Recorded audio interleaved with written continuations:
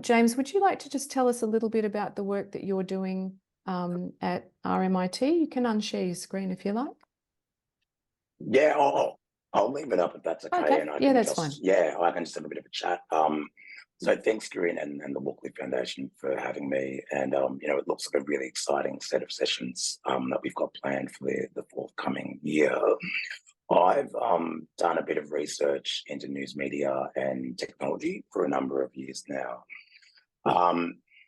And the main kind of angle here is that I've been part of a wider research effort across Australia, the Centre for Automated Decision Making in Society. And we've been spending the last few years doing research on the impacts on automation for the news and media sector. What's really funny is I think unless you've been working in computer science until the 2010s, or, starting research in Dartmouth in the United States in 1958, no one's really an expert on generative AI, which is maybe our first term, which is a term used to describe AI that produces content. But given that this tech has only been publicly accessible since 2022 or 23, we've definitely been focusing on that in the centre for the last year, and really excited to talk more about it today. Terrific, excellent. Well, it is a couple of minutes past 10:30, so we might make a start. So I have great pleasure in handing over to James, who will lead this session for about 60 minutes. At the end of the first hour, we will be joined by Craig McCosker from the ABC. He's the Group Product Manager for Future Focus there, and he'll be talking about some of the work that the ABC is doing in AI. And we'll also be joined by Lisa Main, who's the co-author of a new report, Gen AI and Journalism, which is a survey of newsrooms in Australia, looking at how AI is being rolled out across the country there. So friends, as you come in, if you do have the ability to put your mic on, just pop it on mute and leave your camera off. Over to you, James. Great, thanks so much, Corinne. And thanks again for having me, and great to see so many people here today. Just to start off with a few things, I'm going to assume no or limited knowledge. Many of us might have had a bash with ChatGPT before, for example, but I'm hoping to kind of start from the basics, but also move fast and move rather quickly. Just to further kind of clarify, we're going to be only looking at the text sphere today. So future sessions will consider audio and image later in the series. And we're going to be looking really seriously at ChatGPT and some other large language models, or LLMs. Now, in a way, I think this is kind of potentially more challenging because most of us, I would suspect, have loaded up ChatGPT and had a go to some degree. But the goal today is really explain how these crazy systems work, these large language models work, place them in a wider context, and learn some strategies and skills for working with them rather than just having a go. So at any point, feel free to drop in some comments into the chat. I'll be jumping in that at a range of different times throughout today, and we'll go from there. I'll also just note that I've got dysphonia, so I don't have COVID, I don't have a cold, this is just my normal voice. So the agenda for today, Corinne's kind of given us a bit of an early introduction, but we would have sent out a handout last night with some instructions on how to join the LinkedIn group and also some accounts. So you should have been given instructions of how to join up ChatGPT or Google Bard, which is now called Gemini. But of course, if you haven't done so yet, feel free to do that while in these early stages of the webinar. I'll start with about 20 minutes of me, which is quite boring, and I apologize for that. But I'll basically be talking about what a large language model is, giving us a bit of a grounding in what this technology is and how it works, and then touch on some use cases in journalism. I've selected a few use cases, but obviously Craig and Lisa will have a much more on the ground take of how these kind of technologies are being used later on in the session. And then we'll move on to some practical elements. So we'll do a bit of activities that'll be a bit more exciting. We'll work through a range of different approaches, and I'll talk a bit more about the logic behind those activities then. And then we'll move out with some homework, which we can submit to the LinkedIn group. So as always, I'll keep an eye on the chat. Any questions, feel free to yell out, and we will be turning back to the chat at various points during the session. So do add your thoughts in there. Great. So here we go. So yeah, so we've been opening links to the chat box. So again, I recommend logging into ChatGPT and logging into Bard or Gemini, and we'll go from there. So let's start with the most familiar large language model. Most of us have heard about ChatGPT. Many of us may have even used it. And it's really kind of taken the world by storm. It took TikTok about 9 months after its global launch to reach 100 million users. It took Instagram 2.5 years to reach 100 million users.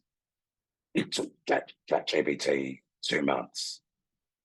So that's a rapid user base increase or growth during that period. And it's really dominated the news cycle around artificial intelligence. And it's become really a shorthand for what we might think of as text AI or AI that works through text. So already, just to provide a bit of clarification around what ChatGPT is, if you've never paid for ChatGPT, you've used ChatGPT 3.5. And that's something that we'll be using today. There is a ChatGPT 4 that is available, but that requires a subscription. And we're not going to be paying a subscription today, but that's something to consider. And I guess already from that early point, we're making this distinction between ChatGPT 3.5 and ChatGPT 4. Well, I think one thing that we really want to take away from this session is that large language models are not just ChatGPT. So in the same way that Facebook or Instagram is not just social media, large language models are not just ChatGPT. So that's one of the reasons that we're going to be using Google Bard or now Gemini today. And we've also got the option of using Microsoft Copilot in our homework. So all these different technologies are forms of large language models. And, ChatGPT is a really useful shorthand. It's probably the most popular. It's definitely the most accessible, I would say. But there is a difference between these technologies, and that's worth pointing out. They're all large language models, and they're all owned by different companies. And they all, I think, really importantly, do slightly different things. And there are more than what I've got up here. There's Claude, which is kind of more rigorous. I think there's Galactica, there's Megatron. They have a lot of exciting names. They all sound like spaceships or transformers. But the important thing is there's a variance there, and there's a difference that we want to explore today. We can understand the difference between these models by really talking at a high level about how they come about. And that's really what I want to get through in this first 20 minutes.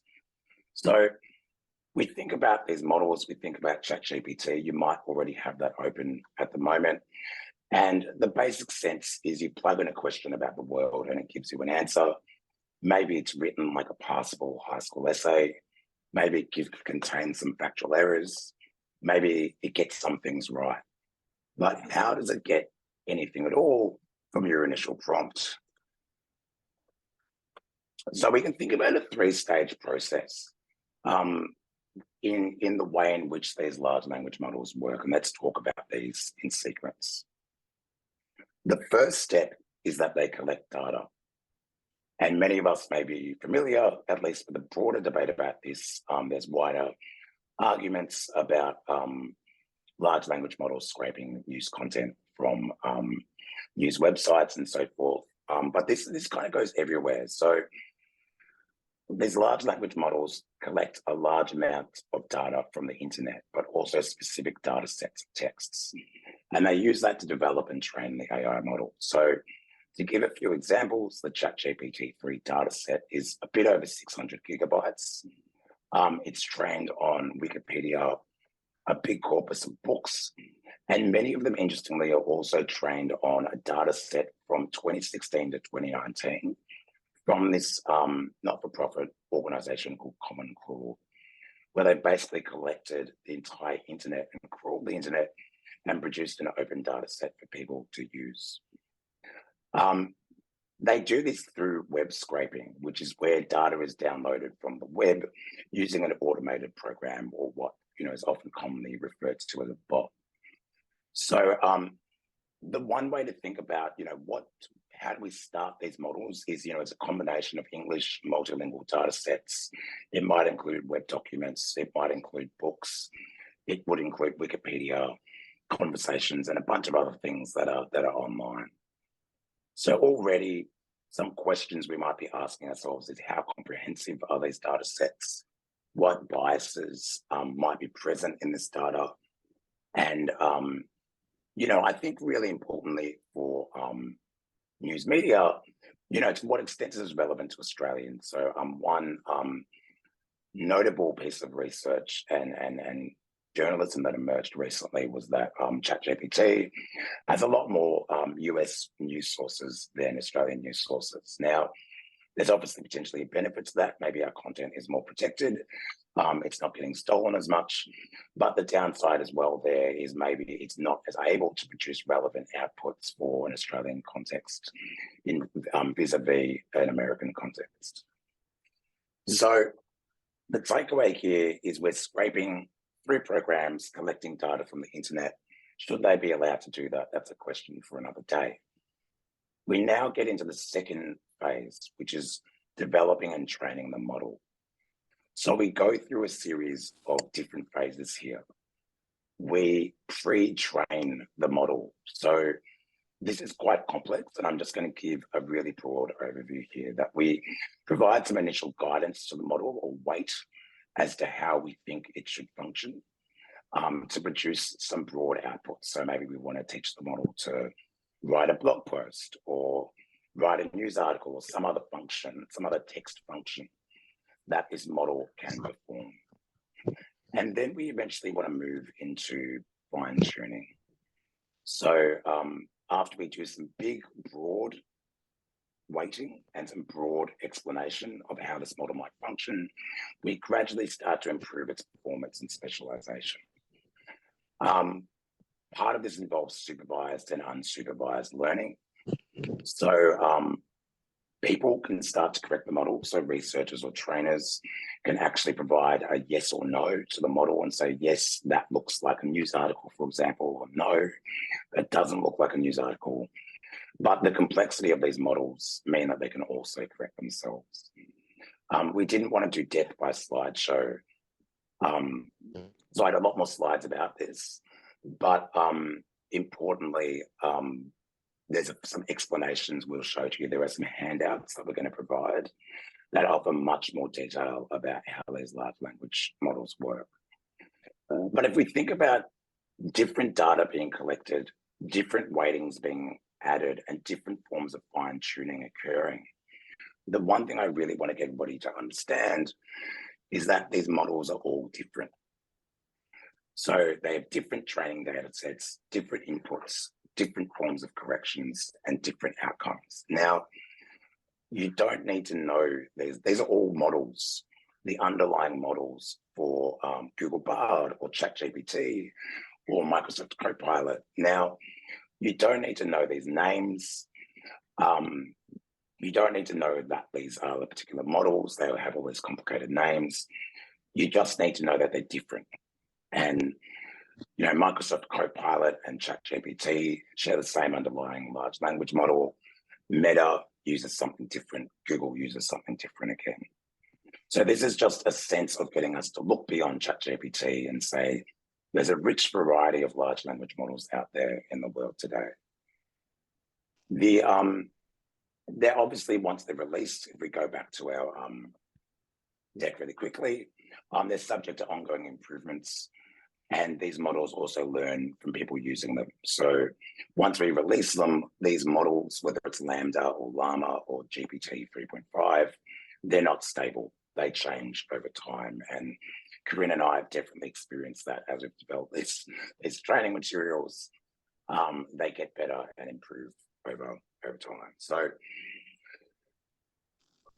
this is kind of a bit of a background, but now I want to get into the specifics of how they actually work in relation to text. Now, what I've just provided and what I'm about to provide is a really brief and rough explanation.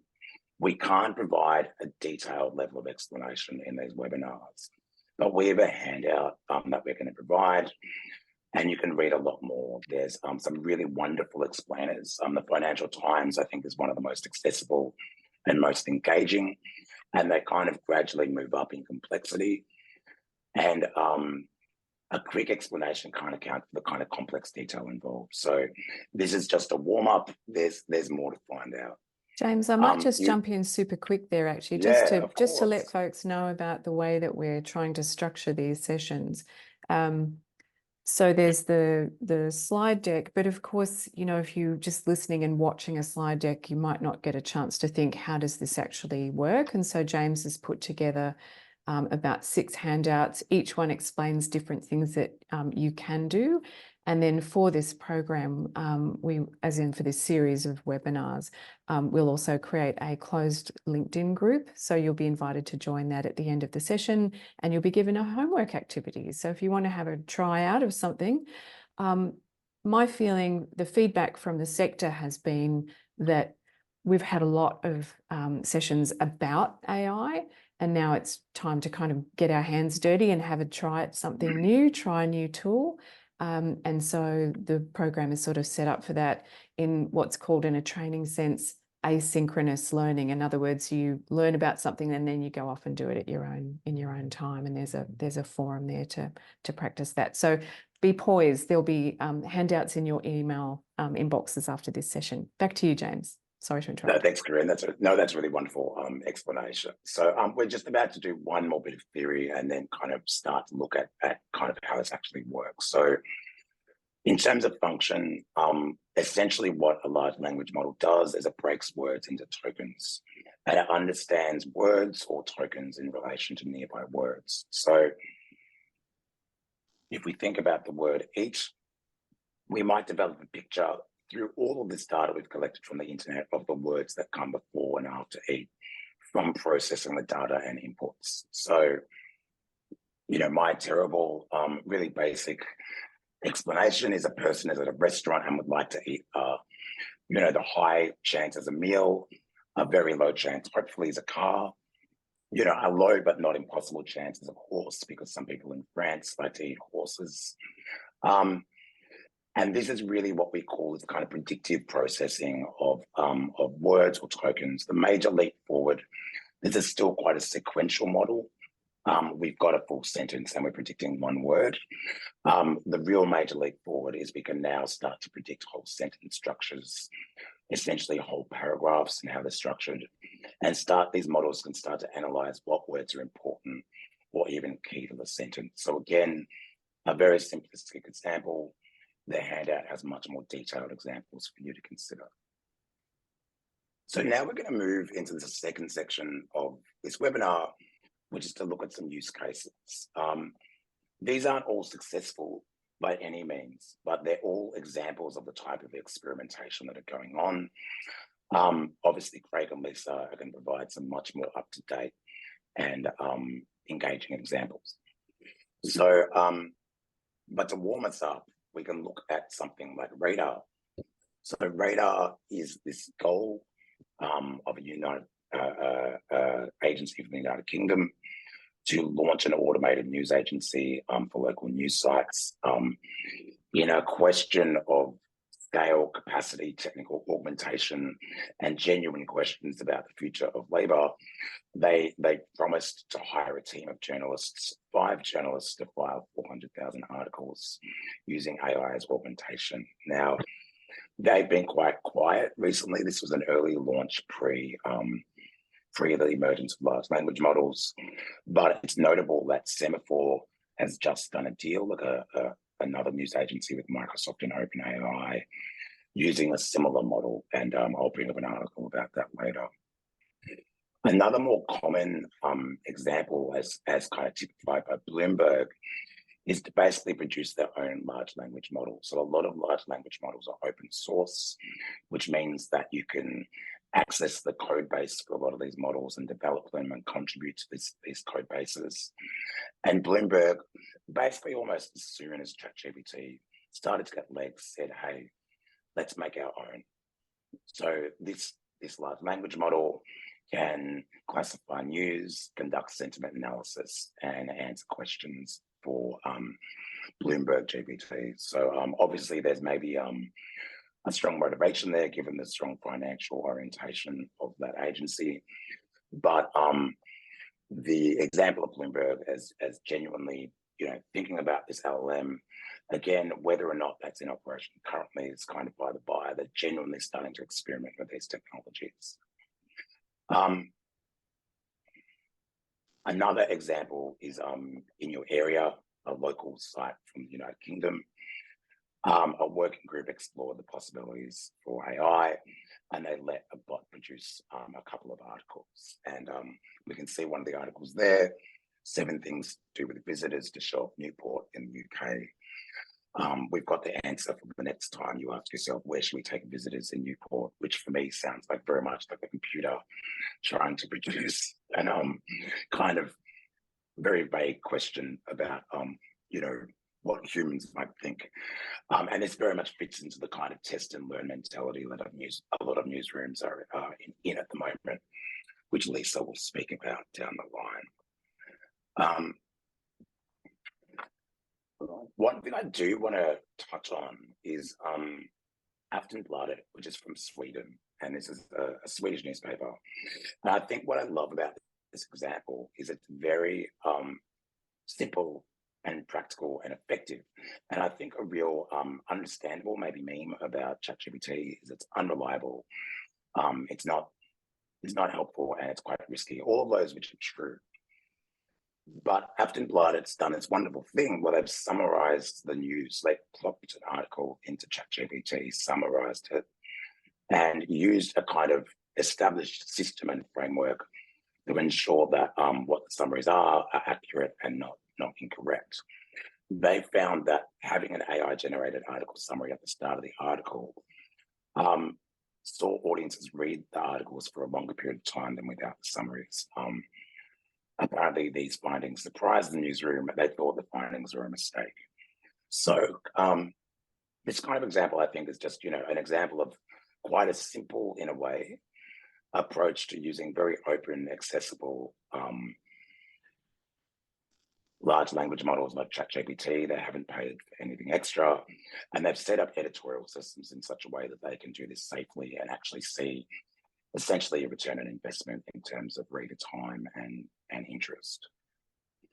I'm kind of stepping on toes a bit here, but I just wanted to mention as well, audio also means text with large language models. So you've got plugins for ChatGPT, and Whisper is one such plugin which allows you to put in some recognize speech effectively and produce things like transcripts for podcast summaries and other forms of speech to text. So in another handout, I've got a series of use cases for you to look at. One thing I'll really point out is a BBC presentation on large language models, and they talk about the use of Whisper. But they also talk about testing large language models and benchmarking and a lot of other complex mathematical challenges where your eyes might glaze over.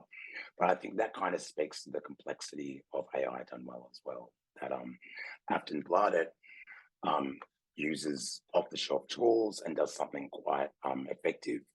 But BBC is going to that next level of complexity and thinking seriously about how these kind of large language models can be improved, and in a way doing something very similar to Bloomberg, thinking about can they make a large language model for the BBC? How effective would that be? These are very big questions. So a bit of a breath. there's some more examples to share in the slides. And I want to thank everybody for bearing with me for 20 to 25 minutes of me talking at you. Now is the chance to do some activities. And I just want to frame these activities.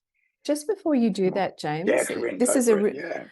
this is a really natural spot to just invite any questions on what James has presented so far. And I have put in the chat, it doesn't matter if it's a beginner level question or an advanced question. We're in the presence of someone who can do both. But also I think just to reassure folks who are perhaps still getting ready to take their first steps with an artificial intelligence tool or an LLM tool, there are no wrong questions. So one of the questions in the chat is regarding Whisper. Do we know if it's a potential alternative to transcription services like Otter? There are some others like Descript or Rev, things like that. I think it's kind of about the scale of use, the kind of scale of the use case. So, as a researcher, we use Otter AI increasingly and use things like automated voice to text. And I think the ease of use of something like Otter, which has an app, we're all kind of familiar with it. It's increasingly just a valuable and accessible tool. I think where Whisper really comes to the fore, though, is when you want to say something, and this. To kind of point to the complexity of this is really when you're wanting to do something on a system level. And I think the BBC offered a really good example here where they just suddenly went, look, we want to transcribe every podcast from this series or two series. This is not a like once-off thing. This is like a system level process. Wouldn't it be great if we could get transcripts for every podcast that we put out? And it's at that level where you start to think about things like Whisper, while recognizing that, the BBC is thinking about the effect, like part of this presentation and part of this experience is the learnings from that experience and the challenges involved in doing that. And, the BBC kind of saying, look, this is a good effort, but there's still some quirks, it's still new technology. So I think if you're going day to day, I think Otter is still really wonderful. But, particularly as we look forward to the next 2 years or 3 years, I think things like Whisper start giving us some sense of what that scale could look like at a whole of organization level or whole of products level. Thank you. Excellent. So over to the practical activities. This is exciting. Okay. Yeah.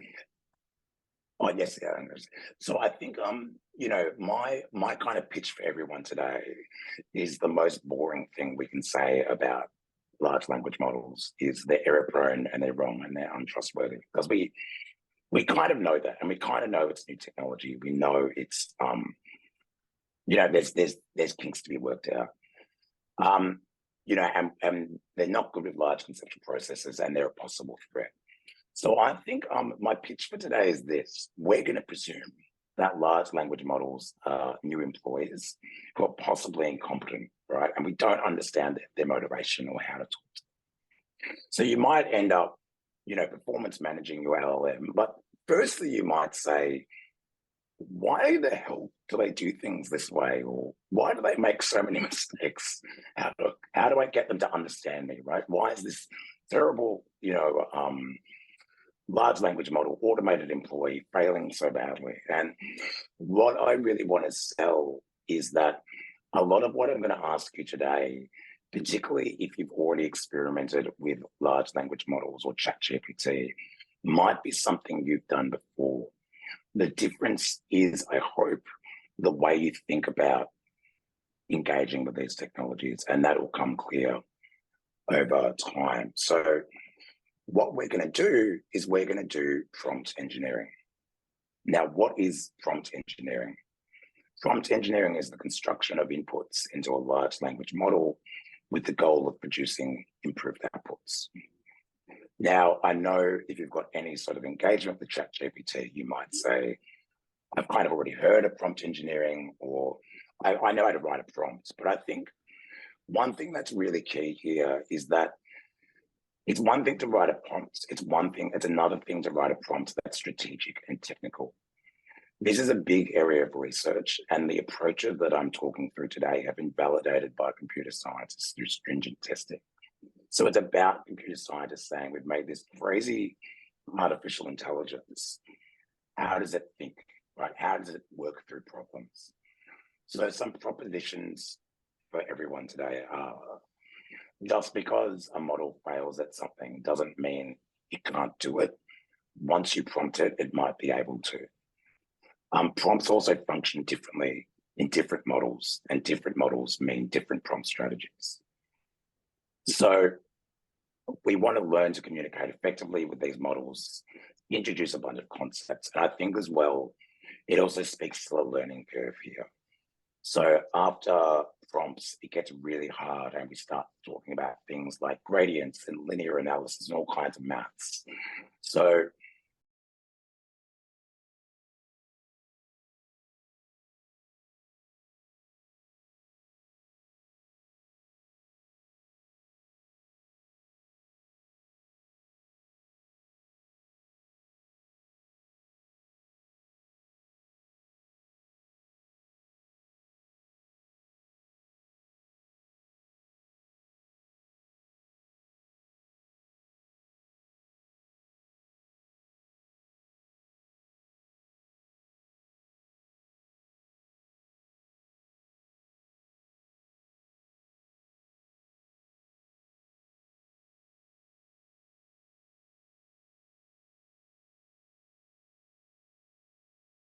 to read the response and share your thoughts in the chat. So, is it fine to a publication? Would you need to change anything? Is there anything unexpected? So, this is ChatGPT. I'm logged in now. We'll just write a 100-word news article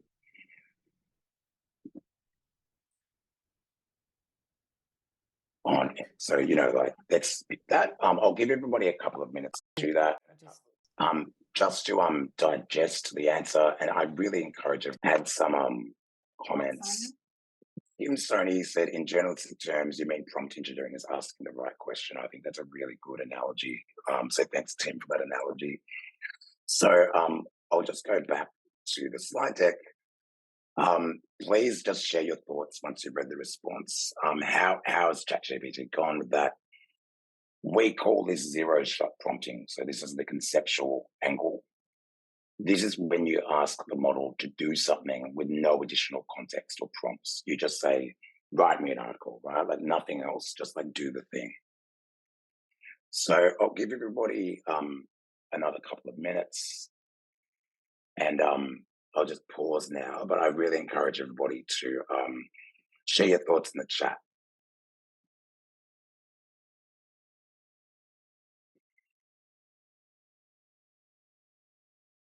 James, just while you're doing that, I'm just going to put into the chat box the link to sign up to ChatGPT, because not everybody may have had a chance to open the PDF that I sent this morning.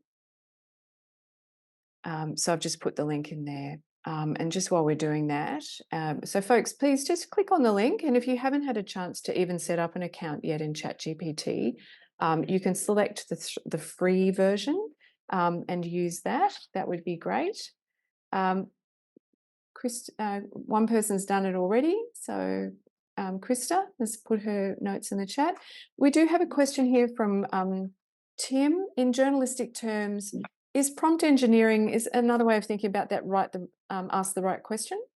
Yeah, no, I've already commented on that, Corinne, and I thought it was a wonderful analogy.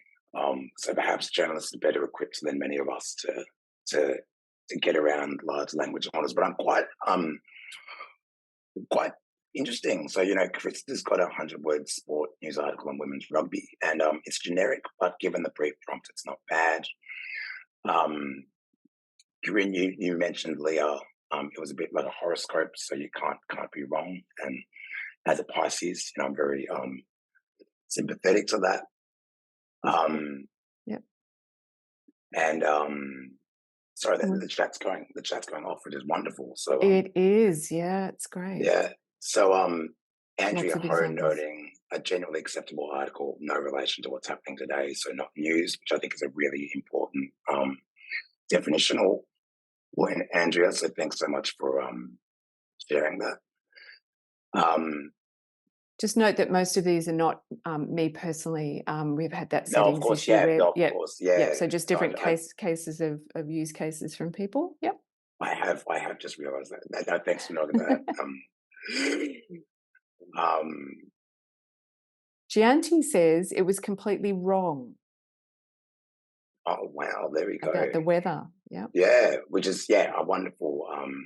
Ben, mine was at 100 words. Bad ChatGPT, it's great. And Tim, I love Tim. Tim's already started to experiment with different models Mm. and finding real variance between Bard, ChatGPT, and Copilot. So I think that's a wonderful practical example of Mm. just the differences between those technologies. Right at the just Um, second from the end there, there's a note that says, these are fine, but they are so boring. We will pick that up in the Q&A section of this session, because I think one of the questions that's been addressed in the study that UTS, Centre for Media Transition, has done was whether the use of AI might lead to the beigification of news. So we'll get to that one.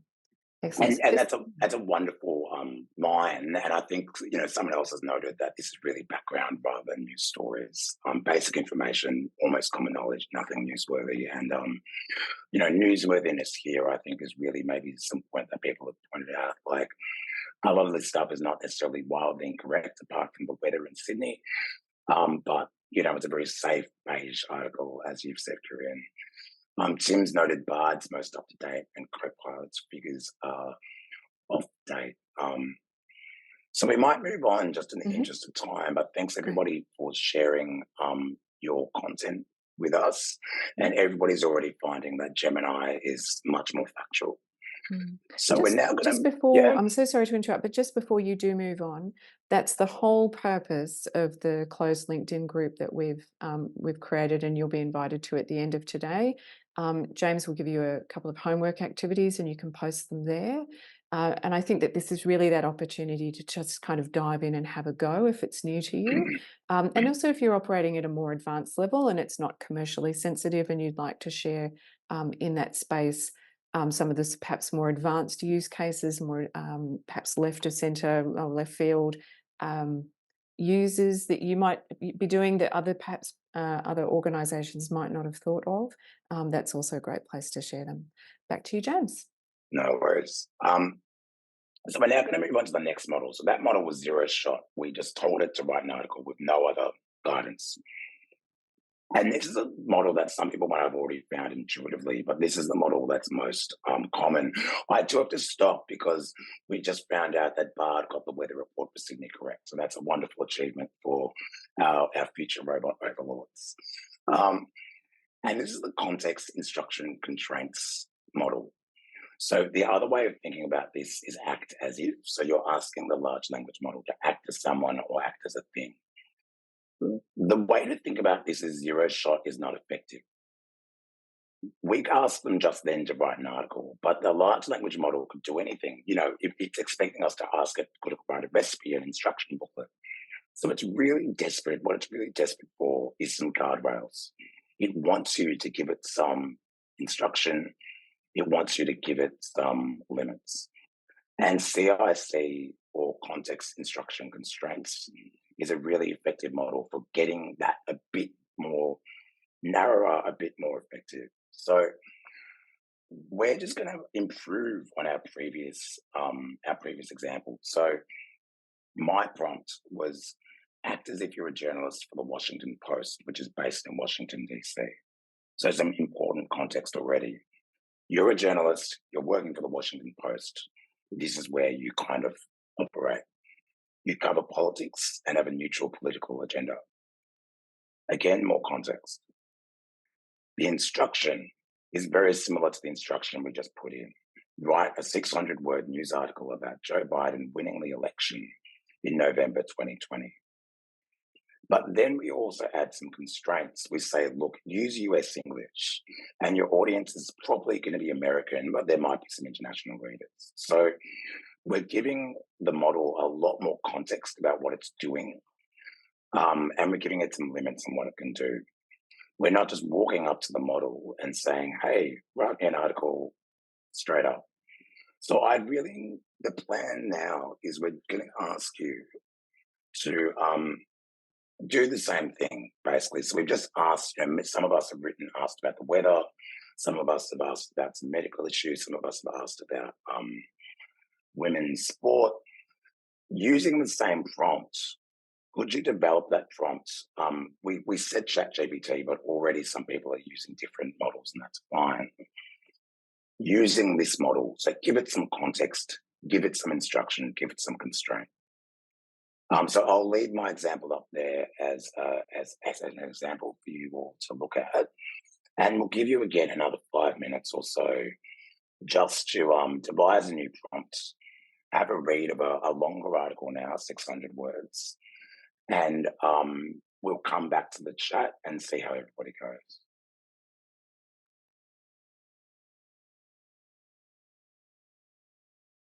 Does anyone in the room need any further instruction on the activity that James has just given you? So you're asking the ChatGPT or Bard/Gemini to act as something. You know, and I can just start working up a little example.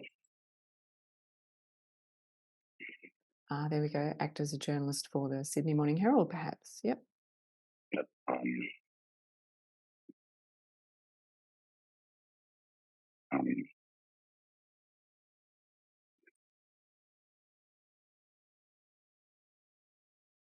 well, right. They're just doing 600, not 100, giving it a bit more time. Tax cuts. And tax cuts. Okay, Yep. very Yeah.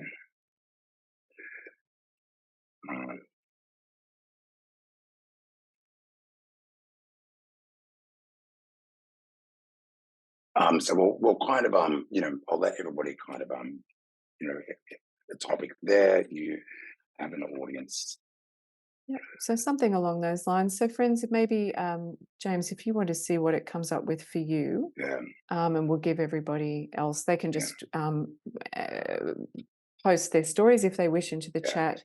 They will be 600 words, so may not post the whole thing, but just your thoughts, Your thoughts, guys, on does it work? What do you think? Great. So that's great. Tim's offered a prompt, so it's really great to see prompts as well. Just to see how people are actually devising these prompts, and in addition to prompts, your general thoughts on that output, which people have already done. We've already achieved some kind of success with weather from Genty, and really looking forward to seeing what else.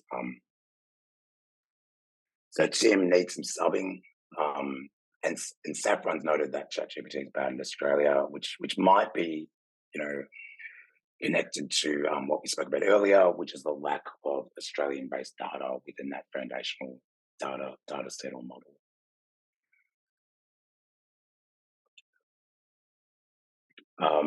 Very excited to see some Taylor Swift Super Bowl content.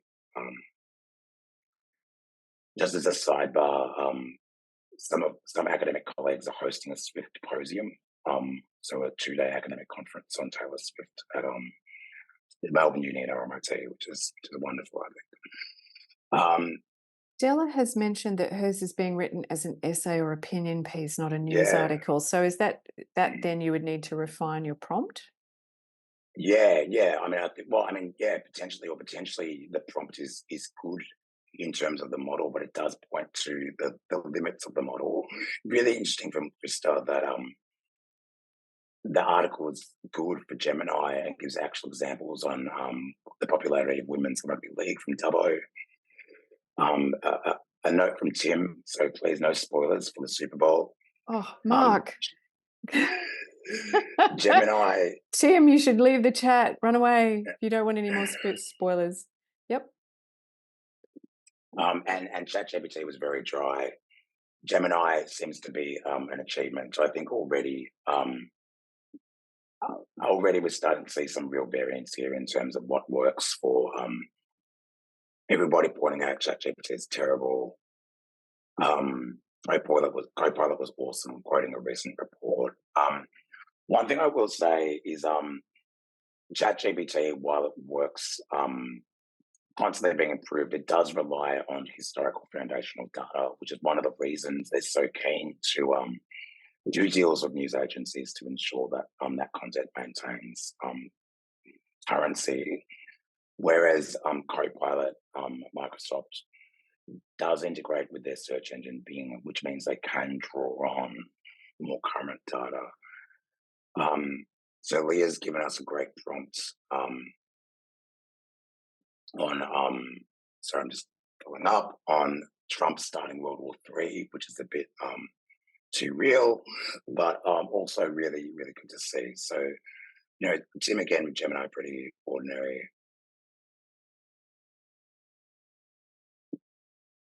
And Steph Wood showing some interrogation of the model there, which is also great.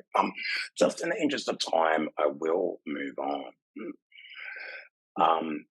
Yeah, I think we're already starting to come with like a ChatGPT can't write a new style of writing, which maybe is an interesting story for the kind of substitution angle here.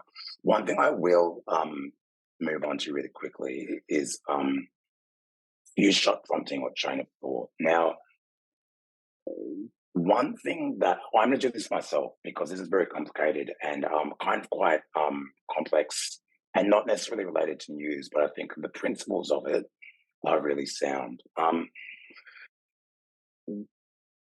ChatGPT used to be really bad at complex math problems, like the one I've just put up on the screen.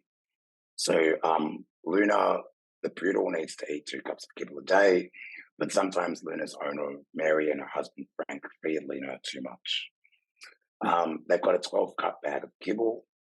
Mary gave Luna 1 cup of kibble in the morning and 1 cup of kibble in the evening. On the same day, Frank gave 1 cup of kibble in the afternoon and twice as much in the late evening. How many cups of kibble will Mary find remaining in the bag? Now, you don't need to really comprehend that, but it's maybe like a mid to high primary school level complex word maths problem where you're doing basic addition and subtraction.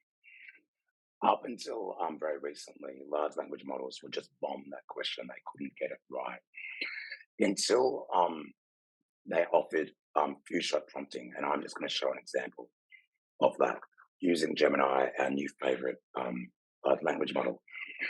So I want to ask this question about Luna the poodle, but I'm not actually going to start with that question. I'm going to provide an example first, and I'm going to say, I'm going to ask you a question first, but here's an example. And I've devised a similar question based on that principle. So Stephen has 3 pencils. If an intern steals 2 pencils and he goes out and buys 2 new 10 packs, how many pencils does he have now?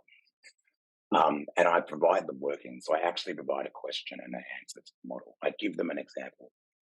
And if we think about thinking, which is a little bit meta, often we give people examples to learn before we give them their own question to work on. And this is the basic idea that's behind what we call chain of thought prompting. That we give Gemini an example, and we say, "Hey, this is an example question and answer," and then we're going to give. And Gemini says, "I understand, and I'll do my best to answer." And we provide this prompt, and you'll see in the slides, the thing I've highlighted is to think step by step and consider the above example as well. So one thing that often happens really weirdly with large language models is you can actually encourage them to think step by step or consider previous inputs. So this few shot prompt, so rather than 0 shot where you just walk in and do nothing, you give it a few examples and then you ask it to develop its own reasoning or chain of thought. So I'm kind of racing through this because it's not really directly related to journalism, but I think it's really useful to think about other ways of prompting the model that in the same way that we don't often ask students to just create something out of thin air, we might not necessarily want to consider that same outcome for large language models. So hilariously, which is quite funny because I've been trying this example for weeks and months, and it's constantly getting it right. But today, the day I do it in the webinar, it got it wrong, which is wonderful.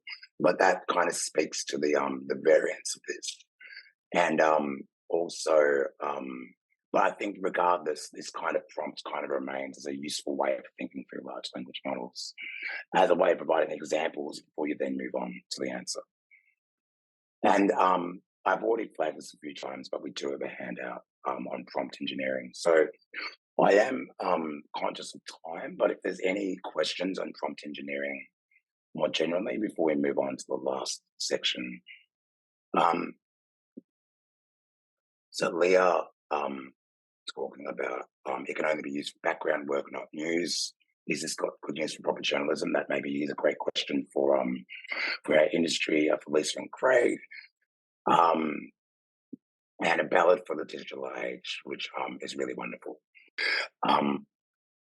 So we'll move on now to some practical elements. And the first thing we're going to do is using an article to generate some SEO keywords. So I'm going to leave this up, but I'll actually show you the process. So we're going to copy the article into the large language model and then ask it to generate some SEO keywords. So I'll just do this. So I picked a very relevant article, which is Microsoft partners with Semaphore for AI-assisted news content, which is the state of the world today. And I'm just going to plug this into Gemini. So please accept this news article as input and wait for further instruction. So depending on which news article, they only have a limit of about 800 words. So I'd really focus on something quite short. You can see here, this is not very long at all. And I'm just going to remove a few open new tabs. You don't really need to kind of paragraph align everything. You can just chuck that data in and press enter. And Gemini will process that and then say, I'm ready for new input. And I'm just going to ask it to, can you generate 5 keywords for SEO from this news article? And we'll see what it comes up with. It will take some time. So this is just what we're requiring you to do now. So there's a few keywords there. So we'd really like you to, whether you use Bard or whether you use another LLM, we'll give you a time to look for a news article, input it into the model, and we'd really like your thoughts on, how that response has come about. And we'll give everybody about 5 minutes or so. So Christine's asked me a question, which I'm happy to take while everybody's working on this. So what are your thoughts on informing our readers when AI has been used to create, enhance, and assist the writing of an article? I think that that's a really great idea, and I think we're increasingly seeing guidelines from newsrooms across the world where we're starting to provide some sort of information about when generative AI is used. And I know like Aftonbladet is a great example of an organisation where they're quite transparent about their use of AI to create those summaries. It's more of an we're going to have more of those. And Natasha, a professional journalist, seriously going to use AI to write their articles, or is this session showing why we shouldn't use it? This is the biggest threat to our profession, the SEO keywords useful. Yeah, I definitely, I think, so Sarah's just noted, is there a risk AI will keep our work? So don't use your work. I would just use work that's already been published and is available and potentially already ingested by the system. And yeah, I had to speak to Natasha's point. I think at this point, we're not really at, and Corinne might want to speak to this. I'm not really kind of pro or against ChatGPT at this stage. As I say, we know it's unreliable. We know it's generates hallucinations. I think really what we're trying to encourage is the experimental use of these technologies, just to see what they can do and test the limits. I'm definitely not pro ChatGPT by any means. Yeah, and we think we'll come to these questions in the Q&A section, folks. I am capturing all of them. How are you going with the activities? So have we had a go at opening Bard and finding a new article? And see if it'll generate some SEO keywords. How's that going, folks?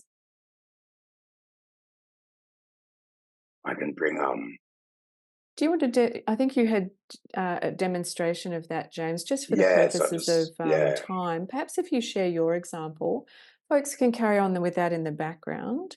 But perhaps if you share yours, maybe just make it a little bit. Yeah, there we go. I can see that. Great. yeah. Talk us through it. Yeah, so we just some pretty generic terms: generative AI, journalism and AI, breaking news, ethical AI. It wasn't so someone's noted that if I just asked for keywords, it wasn't specific. I asked again for SEO keywords, would it be a response? Mine didn't cough up keywords, it gave me tips on writing keywords instead. So and I must admit that what I've gotten is quite generic, and I've done this activity in practice a few times and gotten some much more interesting answers. So we might just move on, just because this is quite a quick activity that builds on the back of the last one. So we're just asking them, can you generate 3 SEO-friendly news headlines based on article text? So you don't need to input any more. You don't need to find a new article. As you can see, my article is already in there. If we expand the text, and we can, the keywords are pretty generic, but we can say, can you generate 3 SEO friendly headlines on the above on text, and we'll just punch it in there.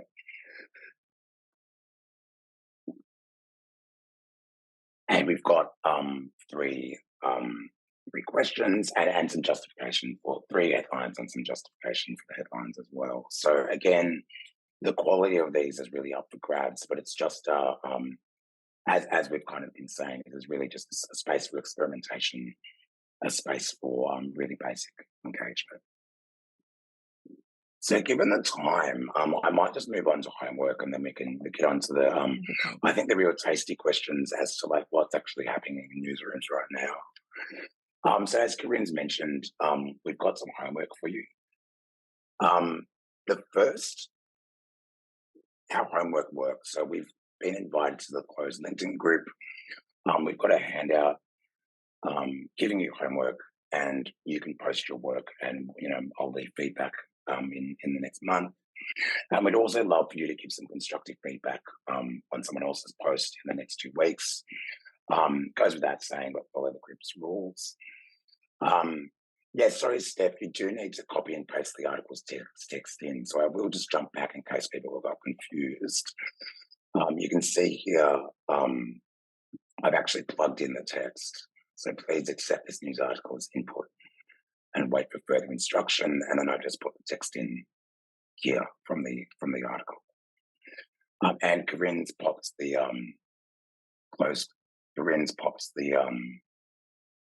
group link in there. That's exactly right. And these will all be sent to you as handouts, folks. So you don't need to write all of this down. There'll be about 6 handouts sent to everybody who's registered for this session after the session, and it'll include your homework handouts.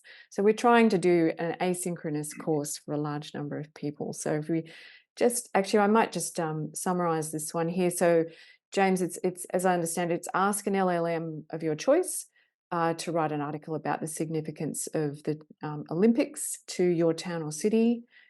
You could come up with an angle that might suit your publication better, and then get it to generate a headline and just see how it did. Is it publishable? And if not, what would you need to have done to it to publish it? So you can share the article if you like, but also share your thoughts. And then if we just hop to the next slide, James. Do you want to talk us through this one? Yeah, so kind of inspired by the Afton Blotted example, we just want you to develop a prompt that summarizes. Like we say, your recent articles if you're uncomfortable sharing.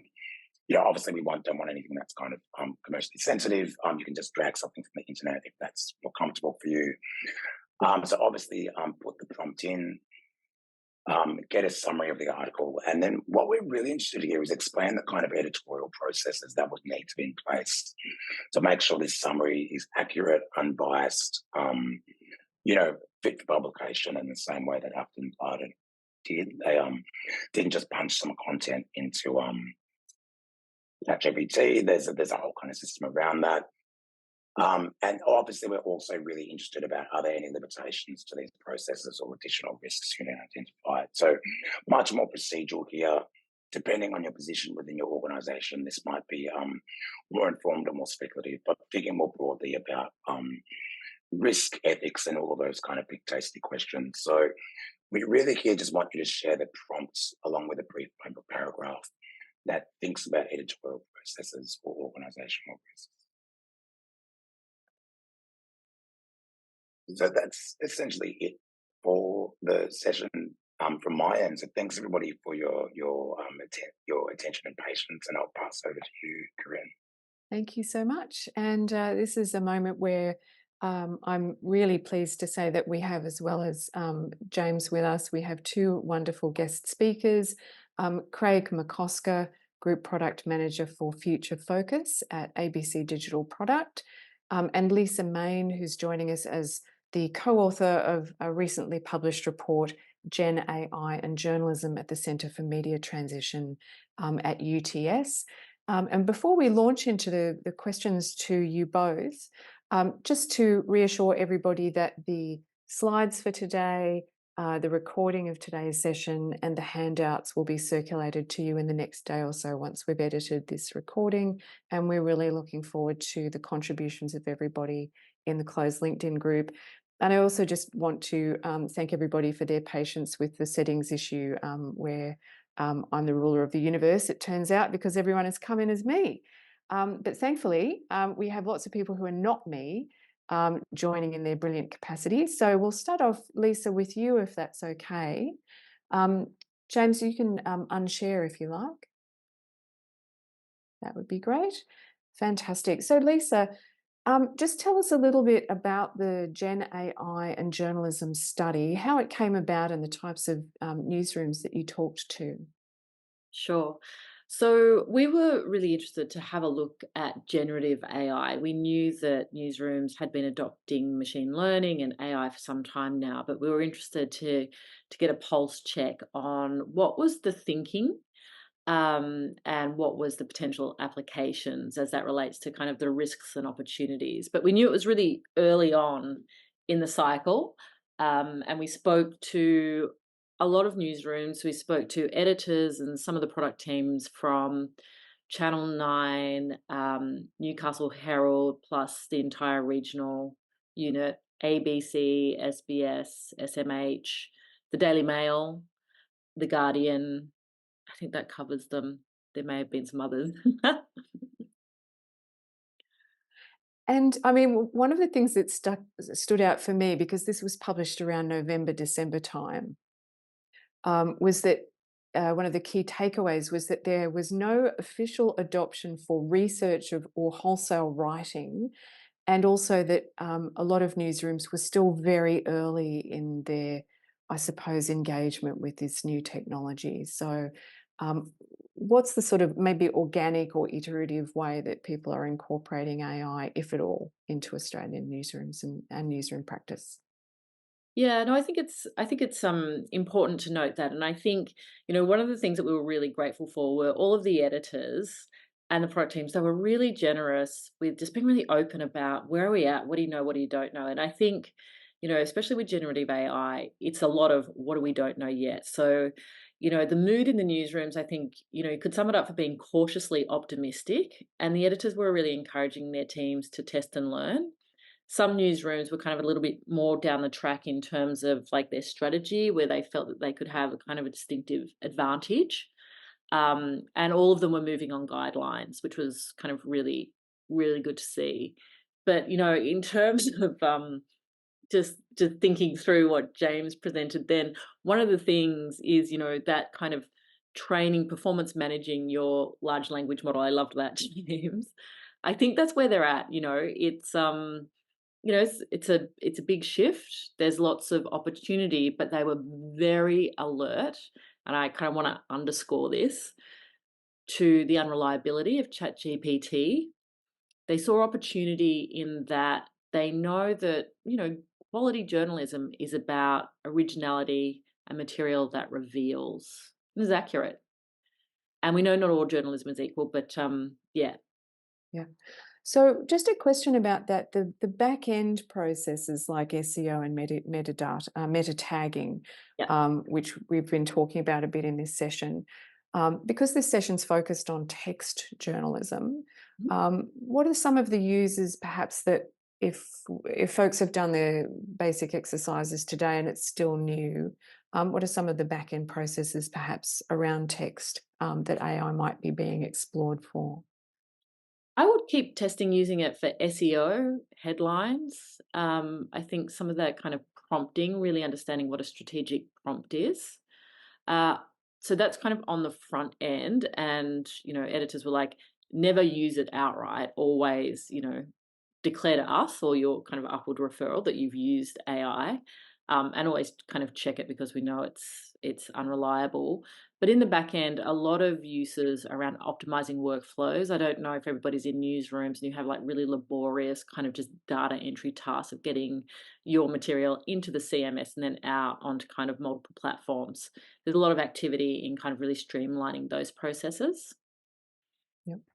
And one of the other things I wanted to pick up on, which was around the key takeaways, was that AI might contribute to the beigification of news. So I think we saw in the chat Yeah. box there lots of feedback around it's got this wrong, so it's getting things wrong, or it's perhaps providing something that maybe is correct in some ways but wrong in others, and then this concern that perhaps it's just dull. Yes. So do you want to speak to some of those things? Yeah, no, I think that's all really they're excellent observations. And I think the Bayesification, there's two things that we looked at. One is, the application of generative AI within the newsroom. But what the editors really wanted to talk about was what's happening in the external broader information ecosystem, that broader environment now, which news just swims a lane. It's part of it, it's part of social media. And so what all of them said is, what we know is that the access to these tools is now the democratization of these tools is going to make low rent content really easy to produce en masse and target audiences in a way that we've been trying to do. But they're going to be able to do it a lot faster because they don't have to fact check and go through all of those editorial processes. So I mean, I think Melanie Withnell from SCA, that was another one that we spoke to, who were also really interesting in terms of podcasting. She just said, look, I mentioned the beigification. She said, oh, look, we're already there.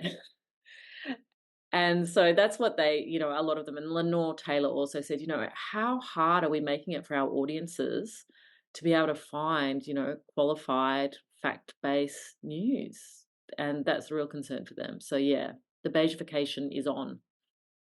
There were a number of comments in the chat during those exercises, which I'll try and summarize a little bit, which speaks to these, perhaps not factually accurate or not fact checked, but also being able to generate reliable information that's new, right? So one of the questions was, can these tools know what they don't know?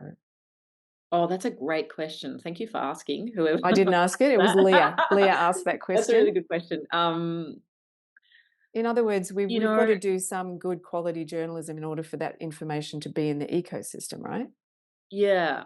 I think there's probably two answers to that, and I'd say, kind of, James or Craig have probably got a view on this as well. I would say at a base case, if you're jumping into a large language model like the ones that we've been looking at that have been trained on the internet, probably no, absolutely not. But happy to be challenged on that. If you are looking at where the newsrooms are kind of starting to use it, and a lot of the news agencies are on, feeding it, training their own large language models on their proprietary data sets, and this is where they're seeing real value. To answer that question, that they actually will be able to deliver fact-based, new material that they can be confident in. But that's the only way I've seen, news organizations kind of moving in that direction. But that's a really good question and an area to watch. So with that in mind, actually, I might just throw to Craig, if that's okay. Craig, are you with us? You can both stay on. We're all, Certainly am. friends here. So with that in mind, I mean, how's the ABC approaching these things? Perhaps give us a little bit of context to start off with in terms of the work that you're doing and how that sort of fits. We had Gina McKeon speak at the last event that we did in December. It's a while ago, and of course it's moving very quickly. So perhaps just give us a bit of context and then think about some of the questions that have come up in this session. Yeah, the context for the ABC is, of course, as you know, very broad. It's we've got multiple divisions: content division, which takes in like TV and radio; news division; audiences division, which handles marketing and research; corporate strategy. And so across all those areas, there are things going on. There's quite a lot of enthusiasm for generative AI because people can see that it works with content, and it has the opportunity to make new audience experiences that lead to more personalized information. We've done that before. One of the projects I did a while back was in an earlier age of AI was a messenger chatbot, and we also did WhatsApp. And we found that experience, people really enjoyed it, but we really hit the limitations of it quickly, but we knew there's something there. So there's always the idea of chatbots and things like that. So with those limitations in mind, yeah, because it works with language, it's a really exciting technology for journalists and people who work with media. We've got an expanding range of tasks everyone has to do. We've got more platforms. And so how can it enable people who are already busy to have more effective, more creative workflows because at the moment, they're chopping around, changing. People who do podcasts are also doing radio, so they've got to work on teasers and headlines for the podcasts that are effective as well as doing. So there's a whole bunch of stuff there. So there's a lot of excitement around the organization. But at the bottom up level, people are using it there. So then there's a problem top down where these tools, like we've talked about, what are they doing with the data? This is ABC, it's called data leakage. What's their security like? What could we leak to them, like privacy-related information, if it's not controlled at an organizational level? What tools are we bringing inside the organization, and what terms and conditions are they? And it's like, Instagram, like some of these tools can just take the rights to your information if you put it in there. So our legal department wants to have a look at all this very carefully. So there is a registration process for new software, not trying to stop it, but yeah, there are these tools emerging all over the place, including ChatGPT. Mid-Journey, you're putting your prompts into a public forum. So there's a whole bunch of policy things going on. There's been documents written and there's an education program. So that's sort of the top-down type of thing. But at the same time, yeah, there's this upward swell of people who are testing it, just like you're doing here. Like that's a really important activity. This technology is amazing for enabling people to find their own use cases. And then we have groups that are forming in the organization involving journalists to sort of bring ideas to the fore. There are concepts like AI super users and AI champions. So even though this technology is really early and we're just at an experimental phase, it's trying to get partly the structure and the framework in place to go forward. And we also have our AI and ML team and digital product, and we've had them for a while, pre-generative AI, so they've been working on recommendations. They've done a lot of work on transcription. That's a fundamental enabler for us with all the media we do and turning it into text. It's good for accessibility. We can improve alt text on images. The metadata use case you mentioned before, we've had for a while because that's boring. No one likes doing it. But again, it's all suggestions. There have been ideas around doing things for the public, but me personally, anyone out there from a news organization who's saying they're doing something with 100% certainty with generative AI, I think they're making it up or they haven't looked hard enough, because we've seen what's happening in the chat, and that's what's going on everywhere. But there are people who are taking press releases and turning them into news stories and saying that's working accurately. I just can't believe that. So there's got to be a lot of cynicism. This tool will try and trick you, but it's great that people find their own use cases in their own workflows. And we need the tooling in organizations to help people do that safely. We don't want circumstances like the lawyers where they've gone to court thinking that ChatGPT is a truthful, honest thing and quoting cases that have been totally made up. That can happen to journalists too. I might just come to that. I guess there's this temptation, and I suppose because we've grown up all the way through the 20th century with these sort of cultural references around robots, right? I don't know if anyone in the room has seen the I think it was 1920s movie Metropolis. So it's really, robots have been, ever since someone's built a machine that goes, there's this been idea of automatons, that we have a temptation to anthropomorphize. In other words, we refer to it as doing something we don't want, or lying to us, or telling us something that's, when in fact it's just it's a computer, basically, and we're just telling it to do stuff. Some of the use cases that you've mentioned, Craig, and I wish we had all day. I feel like this could be an all-day thing as opposed to an hour and a half thing. But if we thought about use cases, that to me is where things get particularly exciting, is where someone goes, you know what, I hadn't thought about using it for this. I've used it for that, but I haven't used it for this. So we've talked a little bit about audio to text, to meta tagging, SEO, headline writing, thinking perhaps around other uses. I'd love to know if the ABC is exploring using it for text accessibility, perhaps automating some of the production elements there. Do you know anything that you can share? That would be lovely. There are experiments going that, people have looked at its capability for transforming content between formats. There's an increasing number of formats. So how good is it for turning something in one format into another format as a time saver? Now, this is where it can get a bit tricky. It's like, no one's talking about replacing jobs. It's sort of like, this is ground up stuff coming from people who I wish this bit was easier. Is it useful for that? And in a lot of cases, if people can test that out themselves, as you're doing here, I think that's a really important thing to note, that there's this idea called the secret cyborg. And that's these people in the organizations who find out ways to augment themselves with the technology and then don't tell anyone about it.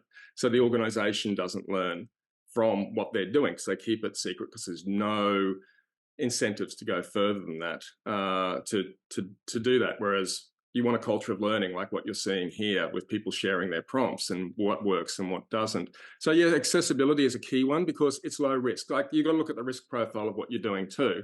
To do a chatbot, a live chatbot out the front that you don't know what it's going to say, that fills me with terror, because that will be screenshotted and go to X, and then everyone will be able to look at the ABC. We've seen examples of that for other organizations, and trust is like the number one priority. There's a big trust project that will go on to look at how we can gain, trust is going to be more important in this age, as we get this beigification and a complete mess of content across the internet. There's already tools out there called article spinners, and that's their job, is to take your articles or articles that have been given and to turn them into something that's SEO optimized, but different enough not to get done for copyright, and to get to the top of Google rankings to beat your content. And those tools are going to be super powered. Aggregators of our content are going to be super powered. Some of those will be good uses, where there's one app that pulls together multiple articles, and it says, this is what all the articles agree on, this is what they disagree on. So that's interesting to do that at a large scale. But the other factor is these tools are also very expensive, and especially at our scale, running these LLMs, that's part of what our AI team is doing, is trying to work out ways to reduce the cost. Like the transcription was done in-house because we can do it much cheaper internally than to buy an external tool. Yep.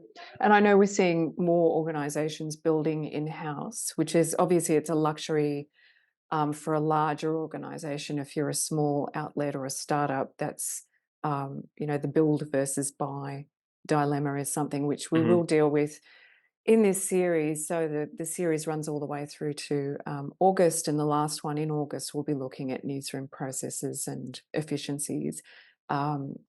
Which will also address that question of what happens if, for example, what happens if OpenAI stops being open, for example? How do you protect your business against that? Lisa, I wanted to come to a question to you about really what we're talking about here is testing and learning, testing and learning, testing and learning. And we've talked a bit about two different approaches. So one is top down, and another one is bottom up. Obviously, those sorts of processes happen in different ways in different media outlet sizes. But any thoughts or tips on how to do that kind of thing? And then I'll ask a question to Craig around how do those two tops and bottoms talk to each other? Yeah, great question. I mean, I think you rarely get these moments where you have a big kind of significant technological development like AI. And I think instead of thinking about it top down and bottom up, I think it's an opportunity for everybody in their organization to really develop and hone and get access to some really strong strategic thinking. So where you can, align yourself with, people who are in other disciplines, the lawyers, wherever, or encourage forums to happen in cross-disciplinary groups to say, okay, there are 1,000 ways we could spend our energy looking at, AI. But let's think about, as kind of Craig mentioned, what's the risk profile around this? How will this benefit our audience? If we do develop this, kind of accessibility or translation service, can we actually build an audience around that? Or are we better off, focusing our efforts in investigative journalism, in kind of developing, tools that help us scan through really big data sets over time? So I just think it's a really magical moment, and I'd kind of encourage everybody, even if your organization isn't doing it, maybe be that cyborg person, be that person who actually starts to bring the change and open up the conversations across disciplines. And we're hoping, I suppose, for smaller outlets, but also for everybody, that the closed forum that we've created will also, I hope, just be a bit more of a sandpit for folks. So when you join that, friends, just take a look at the group rules. And then it's really a kind of, in terms of the learning, it's really very much a free-for-all. Craig, I wanted to come back to a question to you, which is, in anything that's sort of medium-sized and above, there needs to be feedback pathways between, so because we operate in quite siloized, even a small organization can be quite siloized. So how can editors and managers create opportunities to listen to journalists who are perhaps on the shop floor, vice versa? How can teams talk to each other in meaningful ways in a medium-sized up to big outlet? Yeah, well, that's always tricky. And it's one of as with this technology, its ability to be democratized makes it like it's just going to be spread out. You're not going to be able to sort of control it as a large organization. To some degree, you can put out guidelines and everything, but there are people not supposed to be using ChatGPT, but they're going to go, oh, give me 5 suggestions for interview questions for this person. Like there's those, they're on their mobile. It's going to be very hard for that bit. But with the medium, we have setting up working groups. There are top level working groups on AI to guide it on policy level. But yeah, then particularly news is set up with smaller working groups that they've got that are looking at these issues, and they've sent out emails saying these are the people to talk to if you've got ideas. And then people are putting their hands up around the organization too to be engaged in AI projects and it's putting a pathway in there for people to suggest ideas that can be then, analysed and vetted to put on a strategic roadmap, and eventually our AI ML team and other teams will get involved in making that sort of more of a product. But at the same time, once the tools over time, they're not there now, are more established around, a safe tool to use, where we've worked out what safe means with something like ChatGPT and what it does with the information, then you're going to see a lot of bottom-up innovation. And that's one of the big messages here. There is one guy I know formerly from the BBC who's been doing a lot with news groups, and he just said, all you need to know is your objectives. Like, we don't need centralized teams so much anymore. If you know your objectives, you can get a good enough idea of how it works through interacting with one of these bots. And like, that's so incredible for people who work with language. And there's a few, the head of IBM and a few people said the new programming language is English. And so people who've got really good context, broad context, may have studied humanities, things like that, are now in the box seat for doing the stuff like writing prompts. So a lot of it needs to be about enabling that. But there is another layer where we, for us, there needs to be infrastructure and policies in place to guide the organization. Wonderful. James, I might just invite you back because I wanted to work my way through. We've got about 8 minutes, and it's lovely that we've got time to respond to questions. So I might just throw these to all three of you. The first one is actually to you, James, which is, have you tried, but Craig, you might also have had a go at this at the ABC, have you tried using an LLM to edit, sub, or otherwise clean up articles? I haven't used it for articles.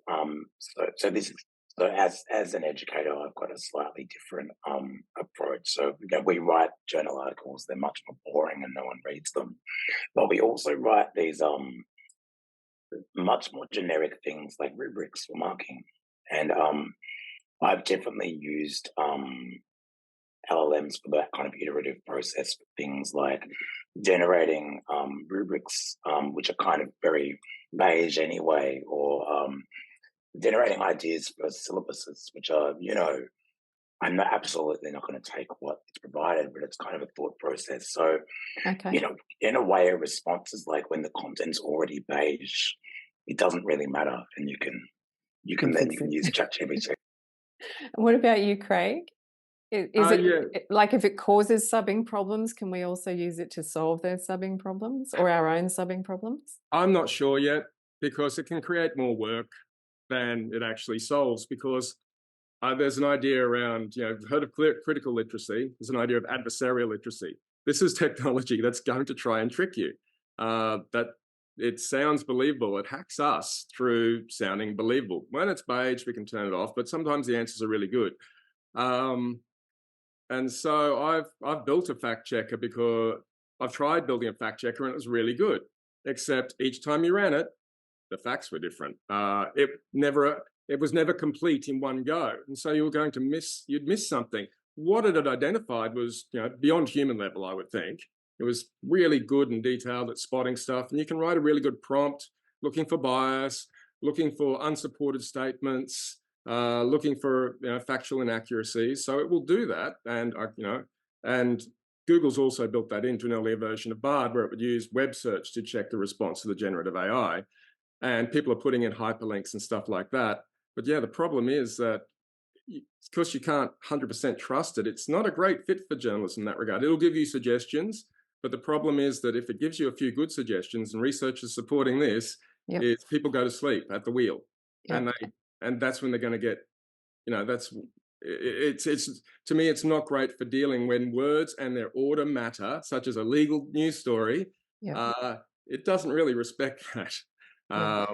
So it's good at doing a facsimile and for starting ideas and to giving you a place to start. And I didn't think of that, but I get really nervous about it around news.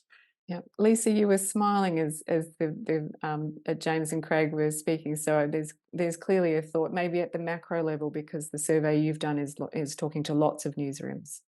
Yeah, and I think, it was interesting. We started talking to editors around the time that the News Corp article came out saying we're using ChatGPT for, kind of 1,000 articles a week or something, which they subsequently walked back. But when we were talking to editors, the first thing they said is, we're absolutely not getting out in front and using this. Like, there's a long way. There are a lot of applications on the back end for generative AI before we start even remotely thinking about it for the front end. And when I say that, for copy, for all the reasons that kind of Craig's just laid out. So yeah, I think that, it's not, as soon as you can kind of expand your mindset to think about generative AI, not as in an application for news for copy, but in something that maybe on the research back end or maybe on the kind of optimization of your content management system can really augment and optimize your processes and your thinking. That's kind of where things are at right now, I would say. Yeah. Thanks so much. Listen, we've got a couple of minutes just towards the end. So, folks, if there's a question that you've put into the chat box that we haven't had time to respond to, please do join the closed LinkedIn group. That will be sent to you in a follow-up email. So you don't even need to fish back through the chat and find it. I'll send you an email with that link and the handouts for today and all the rest of it.